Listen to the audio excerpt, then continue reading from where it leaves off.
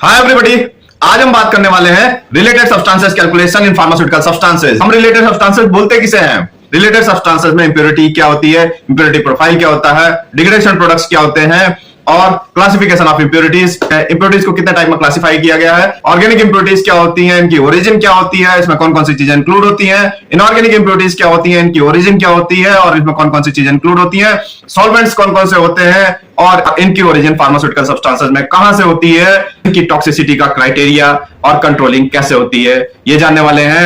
Analytical procedures के selection का criteria क्या होता है, रैशनल क्या है, रिपोर्टिंग और कंट्रोल ऑफ इंप्योरिटीज और degradation products in pharmaceutical substances, इसका रैशनल यानी कि साइंटिफिक बेस क्या है, प्योरिटी कंटेंट या डिग्रेडेशन प्रोडक्ट की रिपोर्टिंग का क्राइटेरिया क्या होना चाहिए, लिमिट्स फॉर इंप्योरिटीज और डिग्रेडेशन प्रोडक्ट्स हम कैसे डिसाइड करते हैं, क्वालिफिकेशन ऑफ इंप्योरिटीज या डिग्रेडेशन प्रोडक्ट क्या होता है, क्वालिफिकेशन की जरूरत इंप्योरिटीज या डिग्रेडेशन प्रोडक्ट्स में क्यों पड़ती है, कौन कौन से फैक्टर्स हैं जो इंप्योरिटी प्रोफाइल्स के स्पेसिफिकेशन की सेटिंग में कंसीडर किए जाते हैं, करेक्शन फैक्टर क्या होता है, रिलेटिव रिस्पांस फैक्टर कहां यूज होता है, रिलेटेड सब्सटेंसेस यानी आरएस की कैलकुलेशन कैसे करते हैं, ऑर्गेनिक कंपाउंड्स क्या होते हैं, इनऑर्गेनिक कंपाउंड्स क्या होते हैं, स्पेसिफाइड इंप्योरिटी क्या होती है, आइडेंटिफाइड इंप्योरिटीज क्या होती है, अनआइडेंटिफाइड इंप्योरिटीज क्या होती है, ये जानने वाले हैं।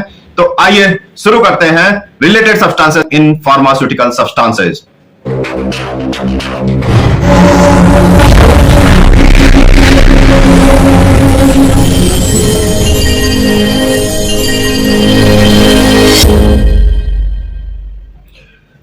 रिलेटेड सब्सटेंसेस का मतलब क्या है?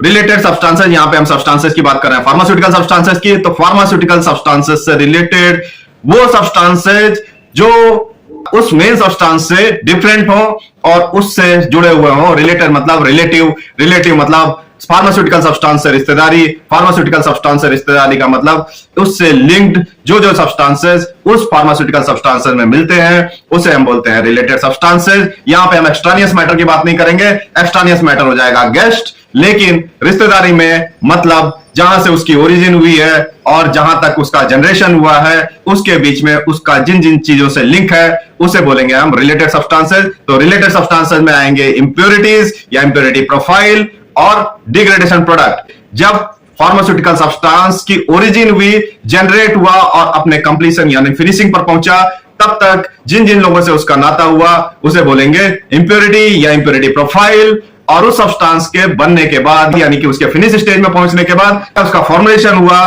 किसी और चीज से मिक्सिंग हुई, किसी और मैट्रिक्स में वो सब्सटेंस पहुंचा, तो उसके बाद अगर उसका डिग्रेडेशन हुआ तो उसे बोलेंगे डिग्रेडेशन प्रोडक्ट। तो मेजरली आप ये समझिए, इंप्योरिटीज या इंप्योरिटी प्रोफाइल सब्सटेंस के जनरेशन और फिनिश स्टेज तक पहुंचने के बाद जो जो एडिशनल कंटेंट फार्मास्यूटिकल सब्सटेंस के साथ है उसे बोलेंगे इंप्योरिटी या इंप्योरिटी प्रोफाइल। जैसे फिनिश स्टेज में पहुंच गया, अब इसका स्टोरेज यानी कि अब जो इसकी सेल्फ लाइफ शुरू हुई, उस सेल्फ लाइफ में अगर इसका डिग्रेडेशन हुआ, इसके स्टोरेज की वजह से हो सकता है, इसकी मैट्रिक्सिंग चेंज होने की वजह से हो सकता है, इसका फॉर्मुलेशन किया गया, तो फॉर्मुलेशन में होने के बाद इसकी इंटरेक्शन होगी एक्सिपिएंट से, कंटेनर क्लोजर से, तो बन सकता है डिग्रेडेशन प्रोडक्ट। अब इंप्योरिटीज फार्मास्यूटिकल सब्सटेंसेस के फिनिश स्टेज तक पहुंचने तक जनरेट हो गई या इंप्योरिटी प्रोफाइल उसका जनरेट हो गया, तो उसके बाद ये प्रोडक्ट जब फॉर्मुलेशन में जाएगा या इटसेल्फ इसकी स्टोरेज कंडीशन की वजह से कोई डिग्रेडेशन हो रहा है इसका, तो हम बोलेंगे डिग्रेडेशन प्रोडक्ट है। अगर इसको फॉर्मुलेट किया तो फॉर्मुलेट करने में इसके साथ मिलेंगे एक्सिपिएंट्स और इसकी इंटरेक्शन होगी कंटेनर और क्लोजर के साथ, तो फिर बन सकता है डिग्रेडेशन प्रोडक्ट। तो अगर कोई डिग्रेडेशन प्रोडक्ट बन रहा है तो हम उसकी डिग्रेडेशन प्रोडक्ट की प्रोफाइल चेक करेंगे। जब हम किसी फार्मास्यूटिकल सब्सटेंस की बात कर रहे हैं तो इसमें 3 प्रोसेस इन्वॉल्व होती हैं। 3 प्रोसेस मतलब manufacturing, purification and storage till self life, ये 3 चीजें इन्वॉल्व होती हैं। तो आइए अब देखते हैं क्लासिफिकेशन ऑफ इंप्योरिटीज। इंप्योरिटीज को कितने टाइप्स में क्लासिफाई किया गया है? पहला ऑर्गेनिक इंप्योरिटी, दूसरा इनऑर्गेनिक इंप्योरिटीज, तीसरा सॉल्वेंट्स। ऑर्गेनिक का मतलब क्या है? ऑर्गेनिक कंपाउंड किसे कहते हैं हम? ऑर्गेनिक का मतलब है जैविक मतलब जो लिविंग ऑर्गेनिज्म में मॉलिक्यूल मिलते हैं उनको बोलते हैं ऑर्गेनिक मॉलिक्यूल। ऑर्गेनिक मॉलिक्यूल का अगर हम मॉलिक्यूलर स्ट्रक्चर देखें, इसमें कार्बन जुड़ा होता है, हाइड्रोजन, ऑक्सीजन, नाइट्रोजन एक्सेट्रा, इन चीजों से जुड़ा होता है, यानी CHON की प्रेजेंस होती है इनके मॉलिक्यूलर स्ट्रक्चर में, तो उसे हम बोलेंगे ऑर्गेनिक कंपाउंड। और इनऑर्गेनिक कंपाउंड कौन से होते हैं? रिमेनिंग कंपाउंड्स, यानी जिनका मॉलिक्यूलर स्ट्रक्चर में कार्बन लिंक्ड नहीं होता हाइड्रोजन, ऑक्सीजन और नाइट्रोजन से, वो सारे मॉलिक्यूल इनऑर्गेनिक मॉलिक्यूल हुए। तो हमने देखा ऑर्गेनिक कंपाउंड्स क्या होते हैं और इनऑर्गेनिक कंपाउंड्स क्या होते हैं। हम यहां बात कर रहे थे क्लासिफिकेशन ऑफ इंप्योरिटीज की। क्लासिफिकेशन ऑफ इंप्योरिटीज में सबसे पहला टाइप हमने लिया ऑर्गेनिक इंप्योरिटीज। ऑर्गेनिक इंप्योरिटी का जनरेशन कहां से होता है? ऑर्गेनिक इंप्योरिटी प्रोसेस और ड्रग रिलेटेड होती है। ऑर्गेनिक इंप्योरिटी अराइज होती है फार्मास्यूटिकल सब्सटेंसेस की मैन्युफैक्चरिंग प्रोसेस से या उसके स्टोरेज से। ऑर्गेनिक इंप्योरिटीज आइडेंटिफाइड भी हो सकती हैं, अनआइडेंटिफाइड भी हो सकती हैं। ऑर्गेनिक इंप्योरिटीज में क्या क्या चीजें इंक्लूड होती हैं? Starting material. स्टार्टिंग मटेरियल मतलब जो मटेरियल हम यूज करने वाले हैं इस मैन्युफैक्चरिंग प्रोसेस में, उन्हें हम बोलेंगे स्टार्टिंग मटेरियल। अगर हमने मैन्युफैक्चरिंग प्रोसेस शुरू की है तो ये एक सीरीज होती है, एक चेन होती है, स्टेप्स होते हैं। इन स्टेप्स में अगर कहीं कोई बाई प्रोडक्ट बन रहा है तो वो भी ऑर्गेनिक इंप्योरिटी का एक रीजन हो सकता है। तो ऑर्गेनिक इंप्योरिटी में स्टार्टिंग मटेरियल इंक्लूड हो सकता है, बाई प्रोडक्ट्स इंक्लूड हो सकता है, इंटरमीडिएट्स। जब हम किसी फार्मास्यूटिकल सब्सटेंसेस की सिंथेसिस करते हैं या मैन्युफैक्चरिंग करते हैं तो ये कई स्टेप्स में होती है। उन स्टेप्स में कई सब्सटेंसेस बनते हैं जिन्हें हम बोलते हैं इंटरमीडिएट। तो वो इंटरमीडिएट भी फाइनल सब्सटेंस में ऐड हो सकते हैं ऑर्गेनिक इंप्योरिटी के रूप में। डिग्रेडेशन प्रोडक्ट्स भी ऑर्गेनिक इंप्योरिटीज के रूप में कंट्रीब्यूट कर सकते हैं फार्मास्यूटिकल सब्सटेंस में। फार्मास्यूटिकल सब्सटेंस में जो हमने रीजेंट इसकी मैन्युफैक्चरिंग में यूज किए, जो कैटलिस्ट यूज किए, जो लिगेंड्स यूज किए, वो वे फाइनल कंपाउंड में ऑर्गेनिक इंप्योरिटीज के रूप में कंट्रीब्यूट कर सकते हैं। तो हमने देखा ऑर्गेनिक इंप्योरिटीज में कौन कौन सी चीजें इंक्लूड है? Starting material, by products, intermediates, degradation products, reagents, ligands या कैटलिस्ट। अब दूसरा इनऑर्गेनिक इंप्योरिटीज। इनऑर्गेनिक इंप्योरिटीज में derive from manufacturing process. Normally they are known यानी आइडेंटिफाइड। क्या क्या चीजें इनऑर्गेनिक इंप्योरिटीज के रूप में फार्मास्यूटिकल सब्सटेंस में हो सकती हैं? Reagent, ligands, catalyst.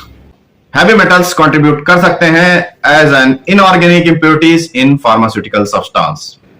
Inorganic salts, other materials like filtrate, charcoals etcetera. तो हमने देखा इनऑर्गेनिक इंप्योरिटीज में क्या क्या चीजें इंक्लूड होती हैं।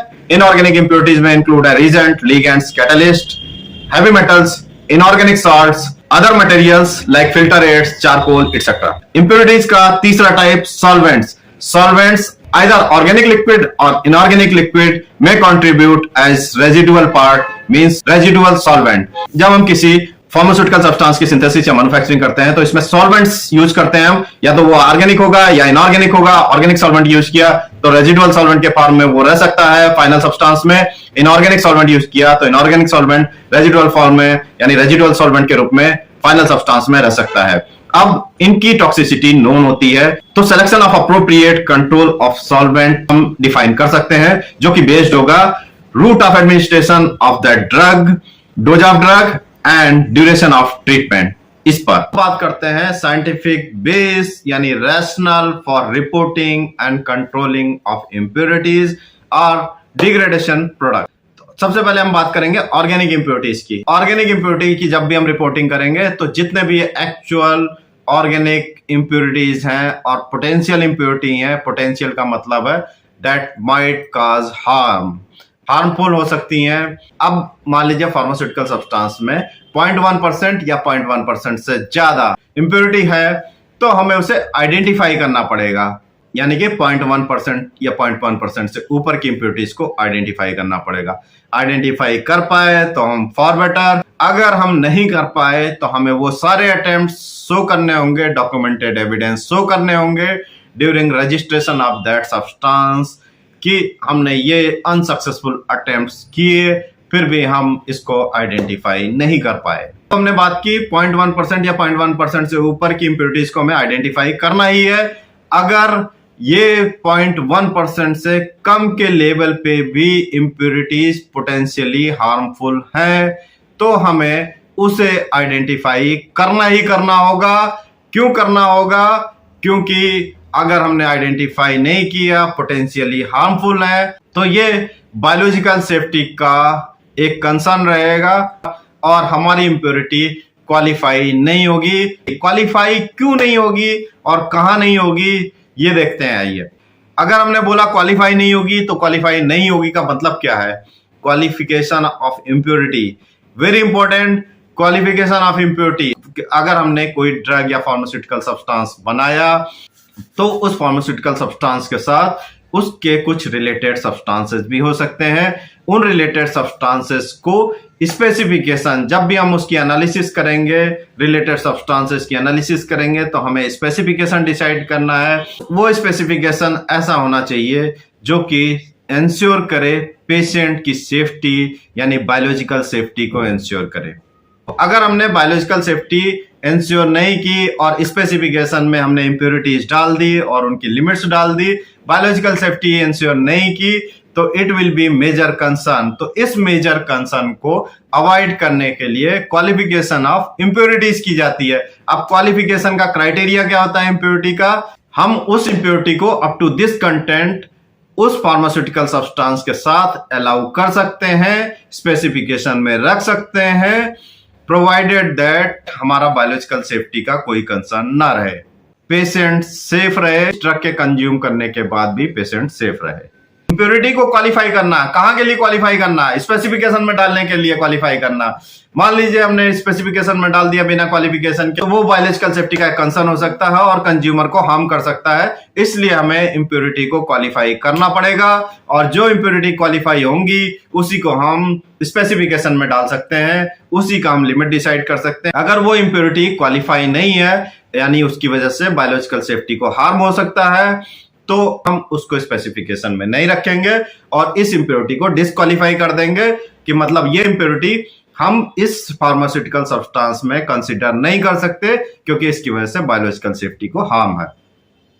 तो qualification of impurity, acquiring and evaluating impurity data which establishes biological safety of an individual impurity or profile at the level specified in specification। तो हम बोलेंगे इस लेवल या इस कॉन्सेंट्रेशन की इंप्योरिटी इस फार्मास्यूटिकल सब्सटेंस में क्वालिफाइड है। क्वालिफिकेशन थ्रेशोल्ड का एक क्राइटेरिया आईसीएच की गाइडलाइन में दिया हुआ है।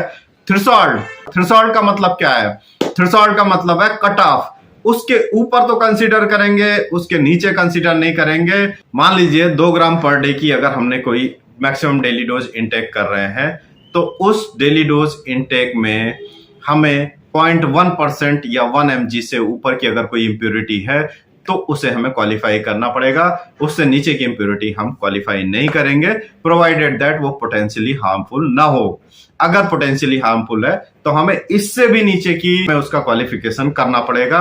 अदरवाइज अगर पोटेंशियली हार्मफुल नहीं है तो हम इसका क्वालिफिकेशन नहीं करेंगे। दूसरा, अगर मान लीजिए मैक्सिमम डेली डोज 2 ग्राम या 2 ग्राम से ज्यादा है तो हमारा क्वालिफिकेशन थ्रेशोल्ड क्या हो जाएगा? तो हमारा क्वालिफिकेशन थ्रेशोल्ड हो जाएगा 0.05%। 0.05% से नीचे जनरली इंप्योरिटी को क्वालिफाई करने की जरूरत नहीं होगी, लेकिन जैसे ही 0.05% से इसका कॉन्सेंट्रेशन अप होगा तो हमें इसे क्वालिफाई करना पड़ेगा। क्वालिफाई किसके रिस्पेक्ट में? बायोलॉजिकल सेफ्टी के रिस्पेक्ट में क्लिनिकल स्टडीज और सेफ्टी स्टडीज कंडक्ट करनी पड़ेगी। सेफ्टी स्टडीज और क्लिनिकल स्टडीज के बेस पे हम इसको क्वालिफाई करेंगे और इंश्योर करेंगे कि ये बायोलॉजिकली सेफ इंप्योरिटी है। ये तो हमने जनरल क्राइटेरिया बताया। अगर हमारी इंप्योरिटी पोटेंशियली हार्मफुल है, इस थ्रेशोल्ड से भी कम के कॉन्सेंट्रेशन पे पोटेंशियली हार्मफुल है, तो हमें उसका क्वालिफिकेशन उस केस में भी करना पड़ेगा।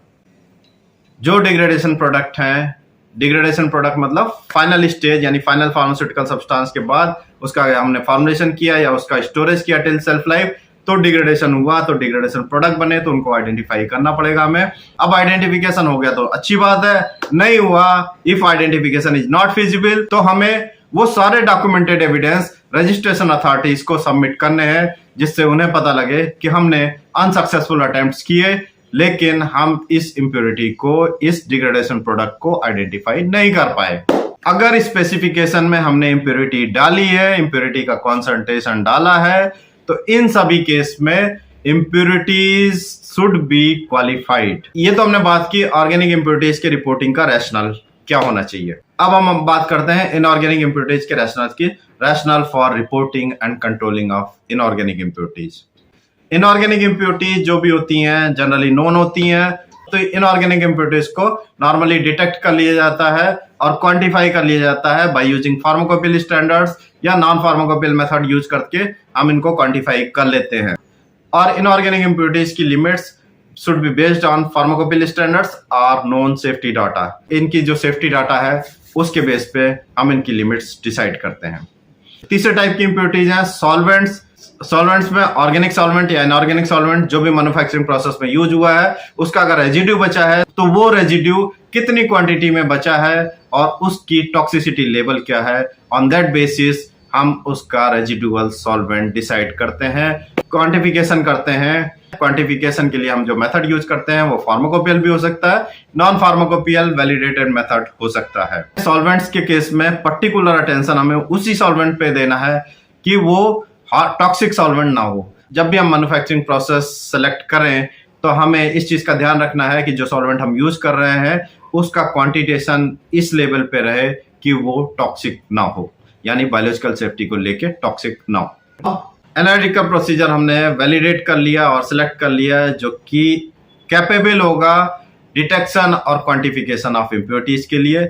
इसका मेजरमेंट कैसे करते हैं? अब रिस्पॉन्स ऑफ द इम्प्योरिटी, इसका हम कंपैरिजन करते हैं किससे? रेफरेंस स्टैंडर्ड से। या तो इम्प्योरिटी रेफरेंस स्टैंडर्ड अवेलेबल होगा हमारे पास या फिर सब्सटेंसेस के रेस्पॉन्स से कंपेयर करेंगे। अब कुछ केस ऐसे भी होते हैं कि फार्मास्यूटिकल सब्सटेंस मान लीजिए 254 nm पे आ रही है और इम्प्योरिटी का रिस्पॉन्स मान लीजिए 276 nm पे है। तो जब हम फार्मास्यूटिकल सब्सटेंसेस के वेवलेंथ पे इसका रिस्पॉन्स इवेल्युएट करते हैं यानी 254 nm पे करेंगे तो इसका मैक्सिमम रिस्पॉन्स हमें नहीं मिलेगा, यानी एक्चुअल रिस्पॉन्स हमें नहीं मिलेगा। इम्प्योरिटी का रिस्पॉन्स 276 nm पे आना है और हम मेजर कर रहे हैं 254 nm पे, तो यहां पर करेक्शन फैक्टर लगेगा या रिलेटिव रिस्पॉन्स फैक्टर लगेगा कैलकुलेशन में। इस करेक्शन फैक्टर और रिलेटिव रिस्पॉन्स फैक्टर को एक अलग वीडियो में मैं एक्सप्लेन करने वाला हूं आपको। अब हम बात करते हैं इम्प्योरिटी कंटेंट की रिपोर्टिंग कैसे करनी है। इम्प्योरिटी कंटेंट की रिपोर्टिंग करने के लिए हमें आइडेंटिफाइड इम्प्योरिटीज, अनआइडेंटिफाइड इम्प्योरिटीज और टोटल इम्प्योरिटीज सभी रिपोर्ट करनी है। अब इम्प्योरिटी की रिपोर्टिंग करने के लिए इम्प्योरिटीज को डेजिग्नेट किया जाता है। इम्प्योरिटी को डेजिग्नेट करने के लिए दो तरीके हैं, कोड नंबर से करेंगे या कोई सुटेबल डिस्क्रिप्टर होगा, जैसे कि इसका रिटेंशन टाइम इतने मिनट पे आता है with respect to main analyte. तो मैं यहाँ पे एक एपीआई एम्फोटेरिसिन की बात करते हैं, तो एम्फोटेरिसिन इम्प्योरिटी ए, यहां हमने कोड नंबर दिया ए, रिलेटेड किससे है? एम्फोटेरिसिन से। तो एम्फोटेरिसिन इम्प्योरिटी ए ये हमने एक डेजिग्नेट कर दिया कि इम्प्योरिटी ए एम्फोटेरिसिन की है। अब दूसरा तरीका है रिटेंशन। पहला तरीका हो गया हमने इम्प्योरिटी को एक कोड दे दिया इम्प्योरिटी ए। दूसरा तरीका इम्प्योरिटी को हम एक रिटेंशन टाइम में, रिटेंशन टाइम किसके रिस्पेक्ट में? मेन एनालाइट के रिस्पेक्ट में। तो हमने बोला रिलेटिव रिटेंशन टाइम 0.5 पर जो इम्प्योरिटी आएगी वो इम्प्योरिटी बी है मान लीजिए, तो हम कहेंगे impurity at relative retention time 0.5 shall be impurity B. तो इम्प्योरिटी डेजिग्नेट करने के दो तरीके हो गए, एक तो हमने कोड नंबर दे दिया, दूसरा तरीका हमने रिटेंशन टाइम दिया उसका। अब एक इंपॉर्टेंट चीज, डिसरिगार्ड एरिया। एक इंस्ट्रक्शन आता है कि भाई डिसरिगार्ड कर दो 0.05% के नीचे का जो एरिया है। फॉर एग्जांपल मैं यहाँ पे 0.05 बोल रहा हूँ, कुछ और भी हो सकता है डिसरिगार्ड एरिया, बट यहां पर मैंने एक एग्जांपल लिया 0.05% कि भाई डिसरिगार्ड कर दो 0.05% से नीचे के एरिया को और ऊपर के एरिया को आप इम्प्योरिटीज में कंसीडर करो। तो ये डिसरिगार्ड एरिया आया कहां से? डिसरिगार्ड करने का लॉजिक क्या है?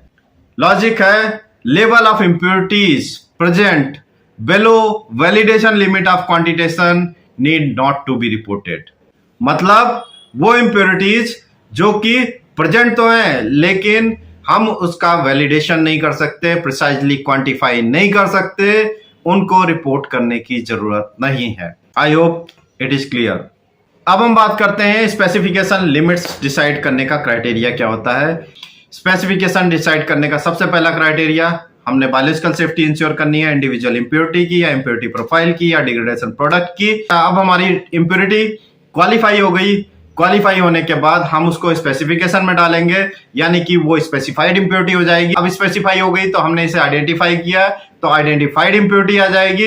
अगर हम इसे आइडेंटिफाई नहीं कर पाए तो अनआइडेंटिफाइड इम्प्योरिटी आ जाएगी। तीसरा एनी अनस्पेसिफाइड इंडिविजुअल इम्प्योरिटी हम इसमें रिपोर्ट करेंगे। और चौथा टोटल इम्प्योरिटीज।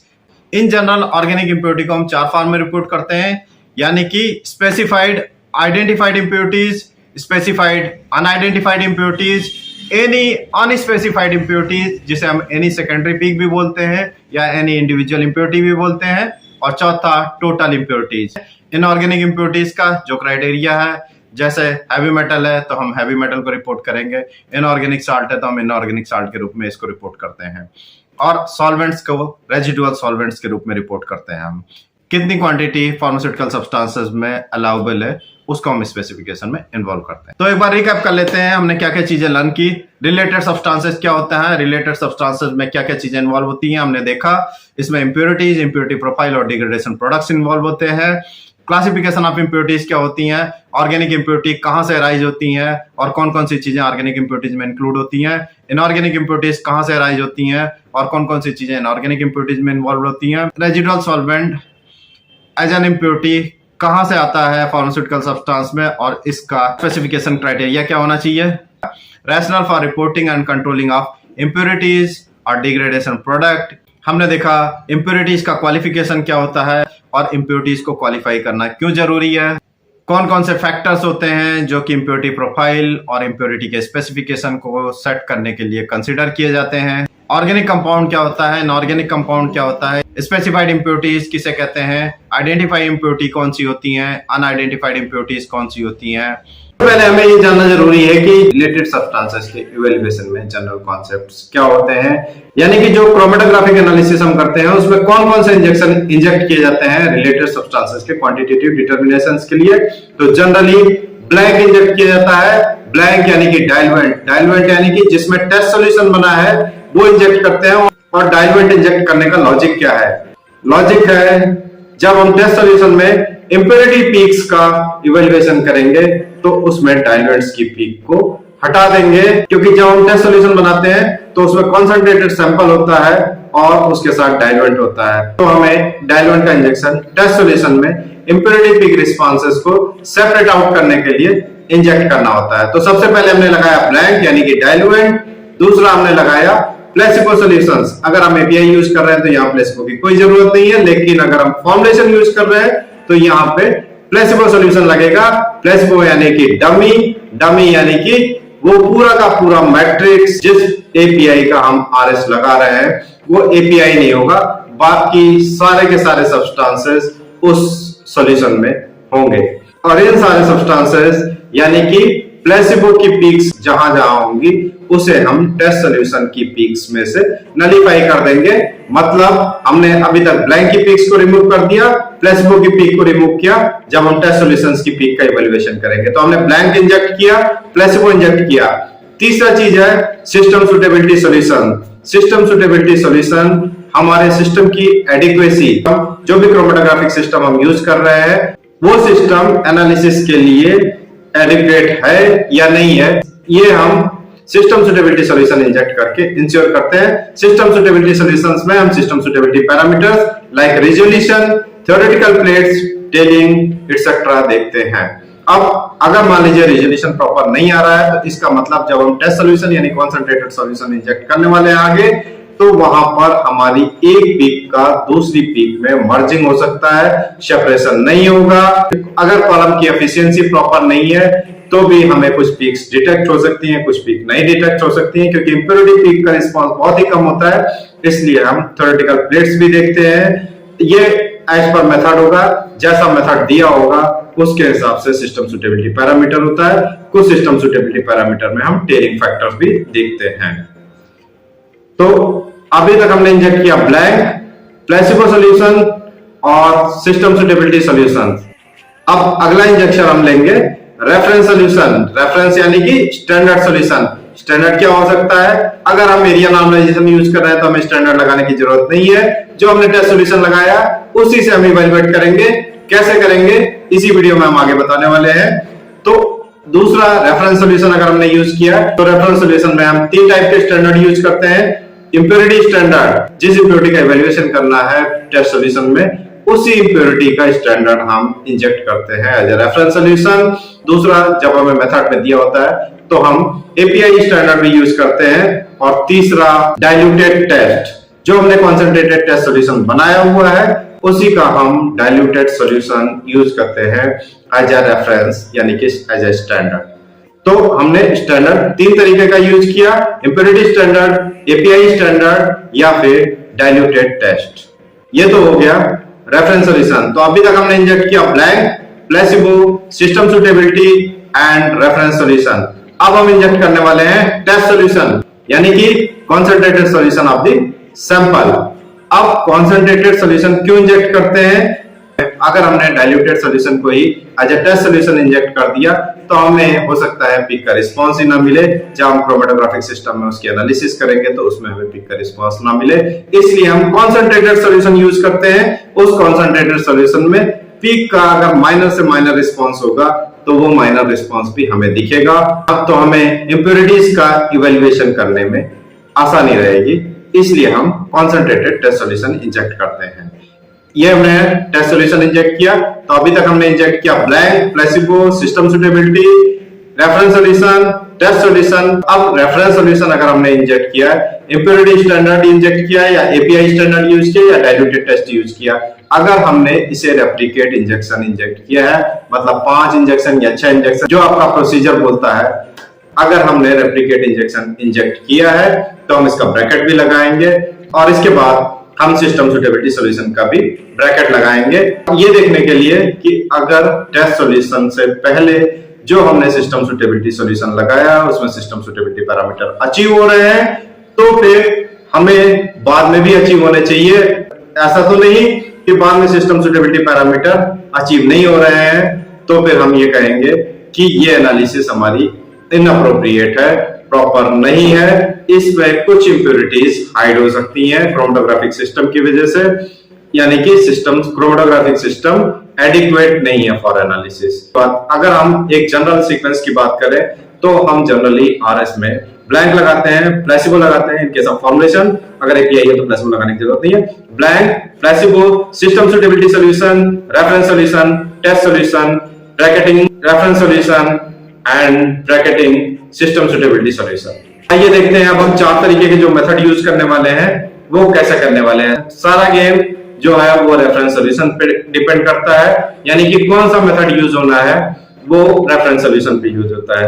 अगर हम रेफरेंस सॉल्यूशन नहीं यूज करते तो हम percentage area normalisation method use करेंगे। अगर हमने reference solution impurity standard use किया है तो टेस्ट सॉल्यूशन में जो पीक रिस्पॉन्सेज आए हैं उसको हम इंप्योरिटी स्टैंडर्ड से कंपेयर करेंगे।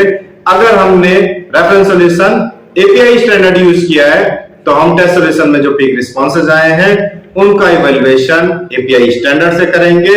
तीसरा मेथड रेफरेंस सॉल्यूशन में जो हम यूज करते हैं, जो कॉन्सेंट्रेटेड टेस्ट सॉल्यूशन हमने सैंपल सॉल्यूशन बनाया हुआ है उसी को हम डाइल्यूटेड फॉर्म में एज ए रेफरेंस सॉल्यूशन यानी कि एज ए स्टैंडर्ड यूज करते हैं और इससे कंपैरिजन करते हैं। तो हमने देखा सारा गेम रेफरेंस सॉल्यूशन पे टिका है।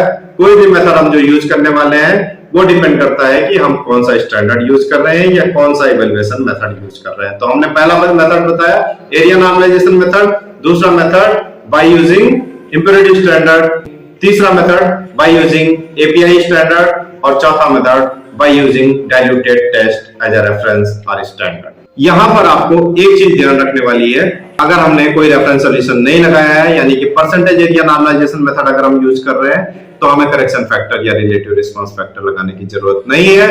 अगर हमने नॉन इंप्योरिटीज का इवैल्यूएशन उसी इंप्योरिटी स्टैंडर्ड से किया तो भी हमें करेक्शन फैक्टर या रिलेटिव रिस्पांस फैक्टर नहीं लगाना है, क्योंकि जो कॉन्सेंट्रेशन इंप्योरिटी पीक का है उसके प्रोपोर्शनेट ही एरिया रिस्पांस मिलेगा। इसलिए जब हम इंप्योरिटी स्टैंडर्ड को यूज करते हैं टेस्ट सॉल्यूशंस के पीक रिस्पांसेस के इवैल्यूएशन के लिए तो हमें करेक्शन फैक्टर या रिलेटिव रिस्पांस फैक्टर लगाने की जरूरत नहीं है। लेकिन जहां हमारा एपीआई स्टैंडर्ड होता है, मान लीजिए हमने एपीआई का स्टैंडर्ड 10 ppm का बनाया, तो क्या इंप्योरिटी स्टैंडर्ड का 10 ppm का रिस्पांस भी सिमिलर रहेगा? क्योंकि हम कंपैरिजन तो उसी से कर रहे हैं, हम एपीआई स्टैंडर्ड की पोटेंसी लगा रहे हैं तो हम यहाँ पे इंप्योरिटी पीक के रिस्पांस को एपीआई स्टैंडर्ड से कंपेयर कर रहे हैं, जो कि एक्चुअल में उस रिस्पांस के इक्विवेलेंट नहीं है। तो ये इंप्योरिटी पीक के रिस्पांस को एपीआई के रिस्पांस के इक्विवेलेंट करने के लिए हमें एक फैक्टर की जरूरत होती है। ये फैक्टर होता है करेक्शन फैक्टर। अगर हम करेक्शन फैक्टर लगाएंगे तो ये जाएगा न्यूमरेटर में, अगर हमने रिलेटिव रिस्पांस फैक्टर लगाया तो ये जाएगा डिनोमिनेटर में कैलकुलेशन में, क्योंकि आगे हम वीडियो में देखने वाले हैं। तो हमें यह ध्यान रखना है कि अगर हमारा स्टैंडर्ड सिमिलर है तो करेक्शन फैक्टर या रिलेटिव रिस्पांस फैक्टर की जरूरत नहीं है। अगर हमारा स्टैंडर्ड जो कि कंपैरिजन में यूज हो रहा है वो डिफरेंट है तो हमें करेक्शन फैक्टर या रिलेटिव रिस्पांस फैक्टर की जरूरत पड़ेगी। चौथा मेथड, टेस्ट सॉल्यूशन में जो इंप्योरिटी पीक्स आई हैं उसका कंपैरिजन डाइल्यूटेड टेस्ट से, जो सैंपल सॉल्यूशन हमने बनाया था उसका diluted test as a reference या स्टैंडर्ड लेंगे तो उससे हम इवैल्यूएट करते हैं। अब हमने जो 4 मेथड यहां पर डिस्कस किए हैं उसमें किसी भी मेथड को आप यूज करेंगे, आपको टेस्ट सॉल्यूशन की पीक्स में से ब्लैंक की पीक को एक्सक्लूड करना है, प्लेसिबो की पीक को एक्सक्लूड करना है, और अगर कोई डिसरिगार्डेड एरिया का इंस्ट्रक्शन है कि ऐसी पीक्स जिनका एरिया रिस्पांस इस डिसरिगार्डेड एरिया से बिलो है, इस डिसरिगार्डेड एरिया से कम है, उनको आप कंसीडर नहीं करेंगे। तो हमने देखा टेस्ट सॉल्यूशन में से हमें ब्लैंक, प्लेसिबो और डिसरिगार्डेड पीक्स को एक्सक्लूड करना है। अब हम देखते हैं एरिया नॉर्मलाइजेशन मेथड की कैलकुलेशन हम कैसे करते हैं।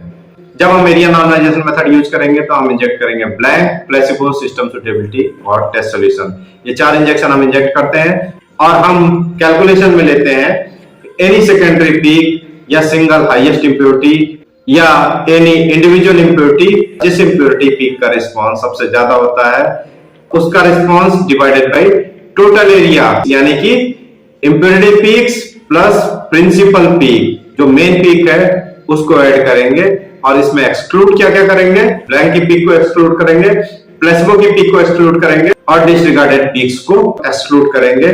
तो इसको एक्सक्लूड करने के बाद जो एरिया बचते हैं, जो पीक रिस्पॉन्सेस बचते हैं, उनको सबको ऐड करने के बाद जो एरिया आएगा उसे हम बोलेंगे टोटल एरिया। तो हमने देखा एनी इंडिविजुअल इंप्योरिटी यानी एनी सेकेंडरी पीक या single highest impurity divided by total area into 100। ये तो हो गया एनी इंडिविजुअल इंप्योरिटी का कैलकुलेशन। अब इसी तरीके से sum of all peaks other than principal peak divided by total area into 100, ये हो गया सम ऑफ ऑल इंप्योरिटीज यानी कि टोटल इंप्योरिटी का कैलकुलेशन फॉर्मूला। तो हमने देखा परसेंटेज एरिया नॉर्मलाइजेशन मेथड में हमने एनी सेकेंडरी पीक या सिंगल हाईएस्ट इंप्योरिटी यानी इंडिविजुअल इंप्योरिटी निकाली और टोटल इंप्योरिटी का कैलकुलेशन हमने देखा। अब बात करते हैं impurity evaluation in test solution by using impurity standard की। तो हम यहाँ पे क्या क्या इंजेक्ट करेंगे, ब्लैंक इंजेक्ट करेंगे, प्लेसिबो इंजेक्ट करेंगे। अगर फॉर्मुलेशन की बात कर रहे हैं एपीआई है तो प्लेसिबो यूज करने की जरूरत नहीं है। तो blank, placebo, system suitability, reference solution जो कि यहाँ पे हमारा इंप्योरिटी स्टैंडर्ड सॉल्यूशन होगा। ये सिंगल इंजेक्ट हो सकता है, रेप्लिकेट भी हो सकता है एज पर गिवन प्रोसीजर। इसके बाद हम टेस्ट सॉल्यूशन इंजेक्ट करेंगे जो कि कंसंट्रेटेड सैंपल होगा। अगर हमने रेप्लिकेट इंजेक्ट किया है ऊपर रेफरेंस सॉल्यूशन तो हम रेफरेंस सॉल्यूशन का ब्रैकेटिंग यानी कि इंप्योरिटी स्टैंडर्ड का ब्रैकेटिंग इंजेक्ट करेंगे और सिस्टम सुटेबिलिटी अगर हमने ऊपर इंजेक्ट किया हुआ है तो सिस्टम सुटेबिलिटी का ब्रैकेटिंग इंजेक्शन लगाएंगे।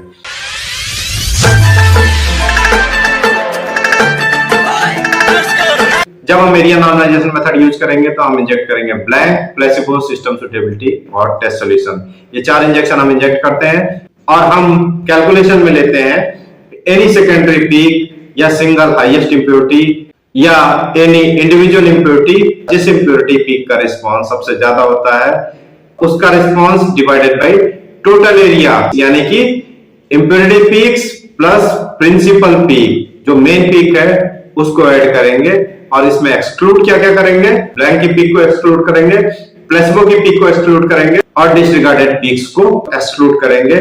तो इसको एक्सक्लूड करने के बाद जो एरिया बचते हैं, जो पीक रिस्पॉन्सेस बचते हैं, उनको सबको ऐड करने के बाद जो एरिया आएगा उसे हम बोलेंगे टोटल एरिया। तो हमने देखा एनी इंडिविजुअल इंप्योरिटी यानी एनी सेकेंडरी पीक या single highest impurity divided by total area into 100, ये तो हो गया एनी इंडिविजुअल इंप्योरिटी का कैलकुलेशन। अब इसी तरीके से sum of all peaks other than principal peak divided by total area into 100, ये हो गया सम ऑफ ऑल इंप्योरिटीज यानी कि टोटल इंप्योरिटी का कैलकुलेशन फॉर्मूला।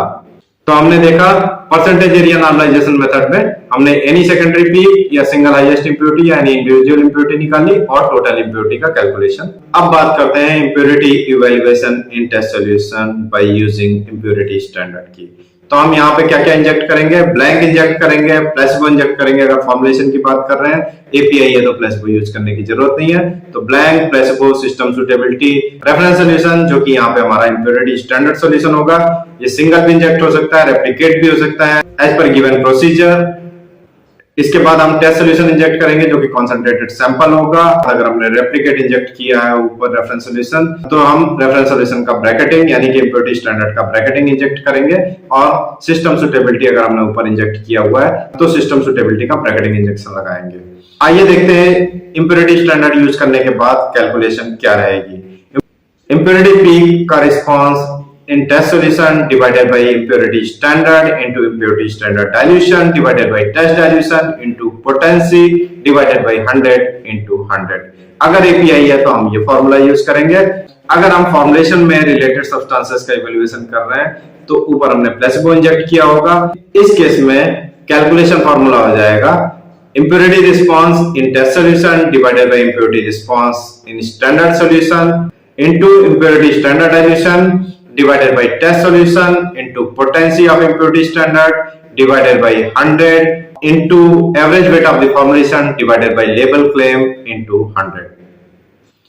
तो इस फॉर्मूले से हम नॉन इम्प्योरिटी का रिस्पांस पता करेंगे। अगर हमें टोटल इम्प्योरिटीज पता करनी है तो हम टोटल इम्प्योरिटीज का रिस्पांस पता करेंगे। यहां पे आपको यह ध्यान रखना है, अगर हमने कंपैरिजन सिमिलर स्टैंडर्ड से हम कर रहे हैं यानी कि इम्प्योरिटी स्टैंडर्ड नोन है और उसी इम्प्योरिटी का हम इवैल्यूएशन कर रहे हैं तो RRF या CF लगाने की जरूरत नहीं है, रिलेटिव रिस्पांस फैक्टर या करेक्शन फैक्टर लगाने की जरूरत नहीं है।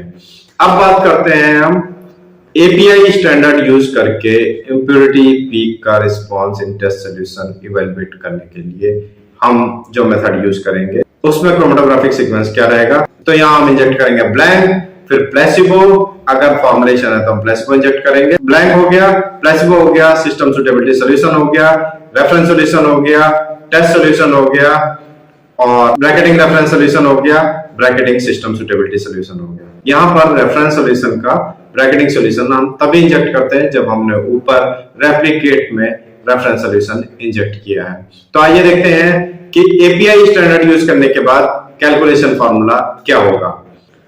Impurity response in test solution divided by API standard response into standard dilution divided by test dilution into potency of API standard divided by 100 into 100। अगर हमने API यूज किया है तो हम फॉर्मूला ये लगाएंगे, लेकिन अब यहां पर हम देख रहे हैं impurity response का कंपैरिजन हम API स्टैंडर्ड से कर रहे हैं। अगर मैं बोलूं 0.2 ppm का रिस्पॉन्स जो API का आया है उतना ही इंप्योरिटी का रिस्पांस 0.2 ppm का सिमिलर आएगा, तो ये जरूरी नहीं है। हम यहां पर कंपैरिजन इंप्योरिटी का यानी कि अगर मैं पैरासीटामोल टैबलेट की बात करूं तो पैरासीटामोल टैबलेट में हम पैरासीटामोल API से कंपेयर कर रहे हैं पैरासीटामोल की इंप्योरिटी को, यानी कि दोनों के रिस्पांस में फर्क रहेगा। इस रिस्पांस को कंपनसेट करने के लिए हम यहां पर लगाएंगे करेक्शन फैक्टर या फिर relative response factor. Correction factor relative response factor का रेसिप्रोकल होता है, यानी कि correction factor is equal to 1 divided by relative response factor. अब करेक्शन फैक्टर अगर हम यूज करने वाले हैं कैलकुलेशन में तो हम न्यूमरेटर में यूज करेंगे, और अगर हम रिलेटिव रिस्पांस फैक्टर यूज करने वाले हैं तो हम रिलेटिव रिस्पांस फैक्टर डिनोमिनेटर में यूज करेंगे के लिए। अगर हमने फॉर्मुलेशन यूज किया है तो कैलकुलेशन फार्मूला आ जाएगा impurity response in test solution divided by API standard response into API standard dilution divided by test dilution into potency of API standard divided by 100 into average weight divided by लेवल claim into 100। अभी इसमें कमी है correction factor या relative response factor की, तो into अगर हम करेक्शन फैक्टर लगाने वाले हैं तो इनटू करेक्शन फैक्टर होगा ऊपर यानी न्यूमरेटर में।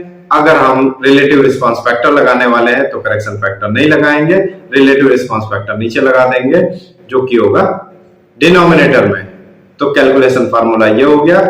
करेक्शन फैक्टर या रिलेटिव रिस्पांस फैक्टर कैसे इवैल्यूएट करते हैं ये मेरी आगे आने वाली वीडियो में आपको मिल जाएगा।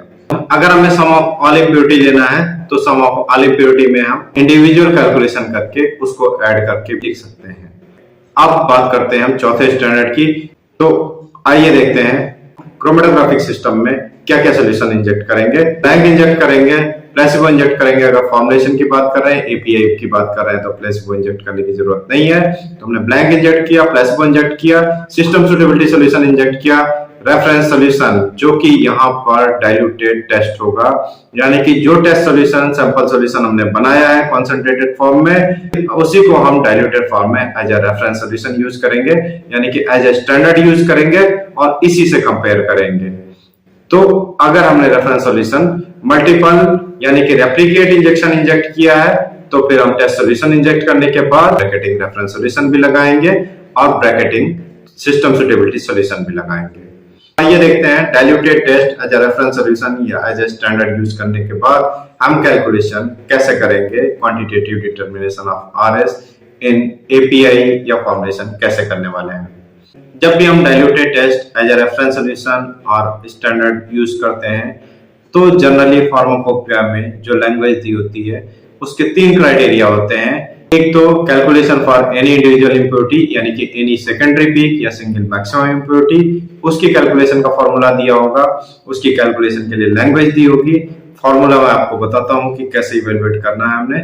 दूसरा हमें दिया होगा सम ऑफ ऑल इंप्योरिटीज का, जब भी हम डाइल्यूटेड टेस्ट यूज करेंगे तो एनी सेकेंडरी पीक और सम ऑफ ऑल इंप्योरिटीज। और तीसरा क्राइटेरिया जो कि जनरली दिया होता है डिसरिगार्ड एरिया का, कि कितना एरिया ऑफ रेफरेंस सॉल्यूशन का हम डिसरिगार्ड कर सकते हैं, उस टेस्ट सॉल्यूशन में जो पीक्स आई हैं उन पीक्स को हम इग्नोर कर सकते हैं।